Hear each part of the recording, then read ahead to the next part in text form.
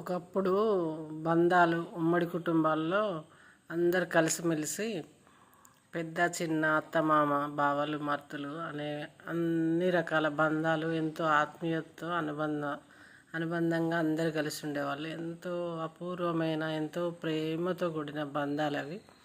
వాటిని నెమరవేసుకోవడమే సరిపోతుంది. ప్రస్తుత కాలంలో అలాంటి బంధాలు మరుగైపోయినాయి. దీనికి కారణం ఆలోచించినట్లయితే ఇప్పుడంతా అవసరంతో కూడిన అలవాట్లు వచ్చేసినాయి. ఎవరు అవసరమో వాళ్ళనే చూసుకుంటున్నారు. కుటుంబ సభ్యులైనా రక్త సంబంధికులైనా సరే వాళ్ళతో అవసరం లేకపోతే వాళ్ళు ఎవరో తెలియనట్టుగా విచ్ఛిన్నమైపోయినాయి బంధాలు.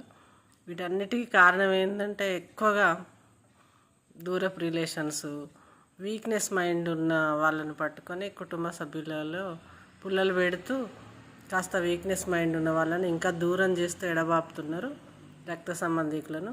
ఎవరి స్థానాల్లో వాళ్ళు ఉండకుండా కుటుంబాల్లో కొంచెం చనువిస్తే చొచ్చుకొని పోయి కుటుంబ సభ్యుల కంటే ఎక్కువగా ప్రవర్తించి అసలైన వాళ్ళ స్థానాలు ఆక్రమించి వాళ్ళే కుటుంబ సభ్యులుగా మెదిలి పుల్లలు పెట్టి కాస్త కొంచెం విచ్ఛిన్నమైన బంధాలను పూర్తిగా విచ్ఛిన్నం చేస్తున్నారు.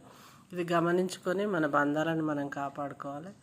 మనం రక్త సంబంధికులం ఈ చిన్న అమూల్యమైన జీవితంలో అందరం కలిసి ఉండడానికే ప్రయత్నించాలండి.